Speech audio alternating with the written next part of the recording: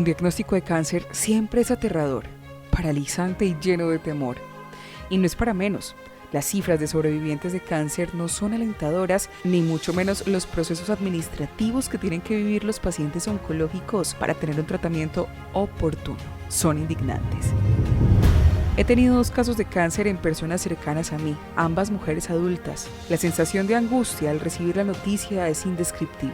Quiero partir de esas experiencias para hablarte de cáncer infantil, porque te juro que no me alcanzo ni me quiero imaginar la zozobra, la intranquilidad, el miedo que causa un pronóstico de este tipo en un niño de la familia. Soy Claudia Brito, podcaster del diario La Nueva Crónica del Quindío, y con todo el respeto y la mayor empatía posible te doy la bienvenida a este nuevo capítulo de las Cronifonías dedicado a rendir un homenaje a las víctimas de cáncer infantil, a darle voz a las familias y pacientes oncológicos que hoy luchan contra la enfermedad y hacer un llamado de prevención a ti que me estás escuchando y a todos los que estamos sanos. Cronifonías, historias bien contadas. Surgen muchas dudas sobre los pasos a seguir o la forma de atender a un paciente oncológico, y cuando se tratan de niños, las variables son determinantes en el proceso. Te presento a nuestra primera invitada, la doctora Dora Bernal, presidente de la Asociación Colombiana de Sociedades Científicas. Con ella hablamos del abordaje de la enfermedad. Cronifonías, el podcast. El cáncer es una enfermedad devastadora para cualquier persona, independientemente del sexo e independientemente de la edad. Pero cuando se presenta en niños es todavía más devastadora porque afecta de una manera más importante a la familia y en últimas el niño muchas veces ni entiende qué es lo que está pasando con su cuerpo. El abordaje es definitivamente diferente y depende no solamente de la edad, sino también depende del tipo de cáncer. Por lo tanto, el abordaje, las medidas preventivas varían dependiendo de la edad, dependiendo del sexo, dependiendo de las costumbres, dependiendo de los estilos de vida, dependiendo de los antecedentes familiares. Es complejo. Se requiere una serie de consideraciones que son diferentes para los diferentes tipos de cáncer, diferentes en las edades, incluso diferentes por sexo. Por lo general, en el cáncer infantil no existe la prevención primaria ni la detección mediante pruebas diagnósticas. Sin embargo, la posibilidad de recuperación es muy positiva. Dr. Agustín Contreras, presidente de la Asociación Colombiana de Hematología y Oncología Pediátrica. Con él empezamos esta charla sobre los tipos de cáncer más frecuentes en personas menores de edad. Cronifonías, el podcast. El cáncer infantil en general tiene una tasa de supervivencia del 80%. El cáncer más frecuente es la leucemia linfoblástica aguda. La leucemia linfoblástica aguda tiene tasa de supervivencia en los países de altos ingresos del 90%.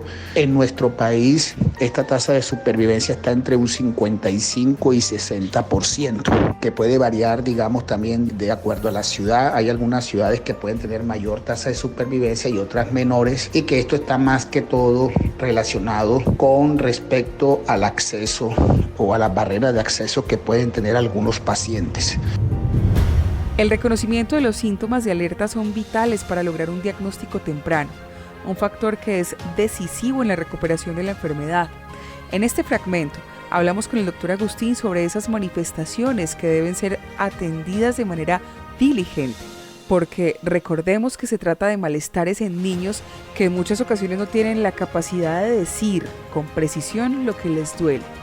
Así que te invito a que prestes mucha atención. Cronifonías. La enfermedad, de acuerdo al tipo de cáncer, va a producir unas manifestaciones clínicas. Por ejemplo, las leucemias, habitualmente al paciente se le bajan o se le suben mucho las defensas, entonces los glóbulos blancos, y habitualmente se asocia con fiebre. También se le bajan las plaquetas, y esto, al bajarse las plaquetas, se produce una mayor predisposición a sangrado, aparición de morados. También con respecto a la anemia, que se le baja la hemoglobina, aparecen las manifestaciones de cansancio, de palidez. El segundo cáncer más frecuente, que son los tumores del sistema nervioso central, que son los tumores cerebrales. Habitualmente los pacientes presentan dolor de cabeza. Este dolor de cabeza lo despiertan en la noche, es decir, el niño está dormido. Cuando el niño está dormido lo despierta ese dolor de cabeza. asociado a vómitos, también puede tener convulsiones, alteración en el rendimiento escolar, también lo que se llama nistagmus, que los ojitos se le mueven de manera muy rápida, digamos, son algunas de las manifestaciones de este tipo de tumores del sistema nervioso central. Los linfomas tienen que ver con los ganglios linfáticos, que es el tercer grupo de cáncer. Los linfomas en niños pueden haber el linfoma de Hodgkin o no Hodgkin, y habitualmente son ganglios que aumentan de tamaño de forma rápida, produciendo tumoraciones como tal. Ya hay otros que también son relativamente frecuentes, como el retinoblastoma, que es el tumor ocular más frecuente que tenemos en niños, y el retinoblastoma se asocia básicamente, una de las características, cuando por ejemplo se le toma la foto con un celular al niño, se le ve un punto blanco, en vez de verse un punto rojo se ve un punto blanco, y esa es otra de las manifestaciones de este tipo de cáncer. Están los tumores del riñón, como el tumor de Wills, están los tumores a nivel del hígado, el más frecuente el hepatoblastoma, a nivel del hueso, que más que todo en adolescentes, como el osteosarcoma, el sarcoma de Ewing, que está asociado básicamente a dolor en esos lugares. Cronifonías, el podcast. Al iniciar este episodio te conté que tuve 2 casos cercanos de cáncer, así que te digo por conocimiento de causa que el rol de la familia es fundamental. Tener una red de apoyo para los pacientes y para los cuidadores mismos es sinónimo de unión y de distribución de las cargas emocionales y físicas. Un cáncer nunca es fácil, pero sí es más llevadero cuando los entornos son cálidos, fuertes y empáticos. ¿Cómo se enfrenta el diagnóstico de cáncer en la familia? Pues siempre será un motivo de estrés familiar, un caso de un miembro de la familia con una enfermedad como esta. Se genera todo desarreglos, las relaciones varían, siempre hay un halo de angustia, de ansiedad, de temor, de miedo a la muerte, de expectativa, y por lo tanto la familia es fundamental. Se requiere la intervención justamente de el apoyo familiar, de la inducción de los expertos en las humanidades, para poderle dar apoyo a la familia, porque se ha visto que las personas que padecen cáncer, que tienen una red de apoyo importante, son capaces de salir adelante, manejar de mejor manera su patología, que aquellas personas que no tienen red de apoyo, llámese familia, llámese familiares, amigos o instituciones que también pueden hacer las veces de acudientes. El rol para mantenerlo activo, los cuidadores, pues lo mismo, se necesita también un soporte psicológico y también un soporte del equipo multidisciplinario para que los cuidadores puedan apoyar a las personas con cáncer. Cronifonías. Recientemente se celebró el Día Mundial de la Lucha contra el Cáncer Infantil. Por eso hablamos con Juliet Tejada, fundadora de la Fundación Lazo Rosa Colombia, una organización que hace más de una década ayuda a pacientes oncológicos y sus familias. Además, que trabaja acuciosamente en generar conciencia de la importancia de la detección temprana. Esto nos dijo. El 15 de febrero se conmemora el Día Mundial de Lucha contra el Cáncer Infantil. Es un llamado que hacemos desde la Fundación Lazo Rosa Colombia para que los padres, todos los adultos, estemos pendientes de signos o síntomas de alerta en los niños, como dolor persistente en los huesos, fiebre por más de una semana, pérdida de peso. En fin, son varios los síntomas que a veces decimos, ay, el niño está creciendo, es que no quiere comer. No, hay que poner un poco más de cuidado. A veces cuando estamos entregando la información observamos que las personas hacen caso omiso, no quieren recibir ni siquiera los brochures, los folletos donde entregamos este tipo de signos de alerta. La invitación es a que escuchemos, el cáncer no escoge, no selecciona, tanto niños, niñas, a cualquier persona en cualquier edad puede padecer de esta patología. Entonces la invitación es esta, que estemos atentos, a que recibamos la información y que podamos apoyar a aquellos pacientes, aquellas familias que están atravesando por este tipo de diagnósticos. Cronifonías, el podcast. Es una realidad, y lo mencionaba al inicio del episodio, sobre la desesperanza aprendida por la tramitología y los largos tiempos que tienen que esperar los pacientes para ser atendidos. De hecho, creo que es una de las mayores preocupaciones de quienes tienen que luchar no solo con la enfermedad, sino con la burocracia del sistema de salud. Cronifonías. Hay rutas de atención de cáncer infantil que deberían ser cumplidas tanto por las IPS como las EPS. Hay algunas EPS que tienen muy clara la ruta y tienen contacto con la IPS, pero desafortunadamente esa ruta de cáncer infantil no se cumple por todas las EPS, no todas las EPS la tienen. Con respecto a si hay alguna ley que proteja laboralmente al cuidador, desafortunadamente no. Es uno de los grandes problemas que tienen los padres con niños con este tipo de enfermedades, porque no pueden dejar de trabajar y a la vez tienen que estar al cuidado de los niños. Entonces todavía hoy en día no hay ninguna ley que tenga ese tipo de protección. Te quiero presentar a Jenny Alejandra Gañano Tálvaro, una joven muy activa y carismática que venció el cáncer hace ya más de 20 años, cuando tuvo que ser intervenida quirúrgicamente por un tumor maligno en la boca del estómago. Así es el cáncer infantil, narrado por alguien que ya lo vivió. Cronifonías, el podcast. A mis 3 años tuve cáncer en el estómago, una masa cancerígena. Lo superé hace 23 años, estuve más o menos un año hospitalizada, con tratamiento. Recuerdo que me sentía muy maluca al comer.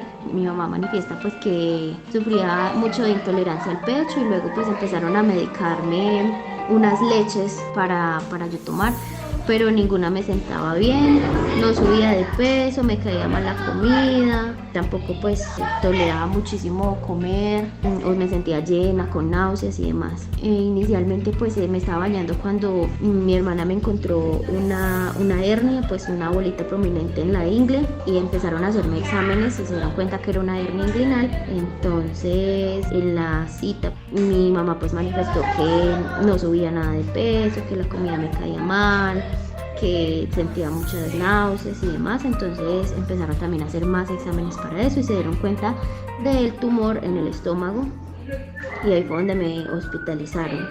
En ese entonces estaban viniendo médicos extranjeros a probar lo que eran las cirugías láser en el Hospital San Jorge de Pereira. Entonces comenzaron a hacer trámites para hacer ambas cirugías, la de la hernia inguinal y la de la masa del estómago que habían encontrado. Empecé a tomar una especie de quimio oral, que recuerdo muchísimo que a veces vomitaba y tenía que volverla a tomar. Estuve casi un año donde no me pude graduar del jardín, no terminé el jardín. Fue un momento digamos que complejo en mi infancia, porque como una niña de 3 años quisiera estar jugando, quisiera estar compartiendo con otros niños, y estar siempre en una cama de hospital es bastante complejo. Los constantes chuzones o tomadas de medicamento que no eran muy agradables al gusto, era algo frustrante, lloraba muchísimo, pero agradezco mucho a Dios porque me permitió, digamos, que seguir con mi vida, donde muchas veces hay muchos niños que no pueden continuar. Entonces siempre muy agradecida con la vida por eso y con Dios. Para mi familia también fue un momento difícil, porque mi mamá tuvo que dormir en el hospital, en el suelo, en una colchoneta mucho tiempo conmigo, y tal vez en ese momento también descuidó bastante a mi hermana porque no le prestaba la misma atención, porque tenía que estar conmigo siempre en el hospital. Fue un momento difícil, pero gracias a Dios lo superamos.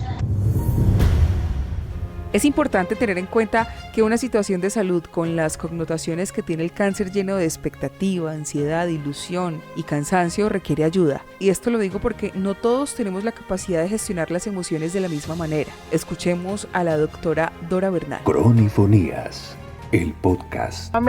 El manejo del cáncer, el tipo de cáncer que sea y en quien esté afectando, requiere un manejo multidisciplinario, porque es una enfermedad muy compleja, que tiene muchas aristas y que requiere la intervención en el manejo tanto del tratamiento como de los cuidados posteriores al tratamiento y al seguimiento de muchos profesionales de la salud. Es multidisciplinario, requiere no solamente a los expertos oncólogos, radiooncólogos, cirujanos oncólogos, etcétera, sino también a toda la parte de apoyo transversal, de psicología, de trabajo social, de terapia de familia, ¿no? De un mundo de otros profesionales de la salud que den apoyo emocional y muchas veces social a las personas que padecen esta enfermedad.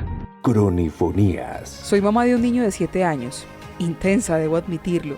Por eso le pregunté a Juliet, quien ha superado ya un cáncer y que también es mamá, por el vínculo que debe existir entre los cuidadores y los médicos para lograr una detección temprana y sobre todo un diagnóstico acertado. Lo que generalmente se observa en las mamás es que uno muchas veces tiende a exagerar o ser muy intenso. Sin embargo, eso es cierto, todas las mamás conocemos mucho a nuestros hijos y somos como esa primera persona que le puede dar una información clara al médico.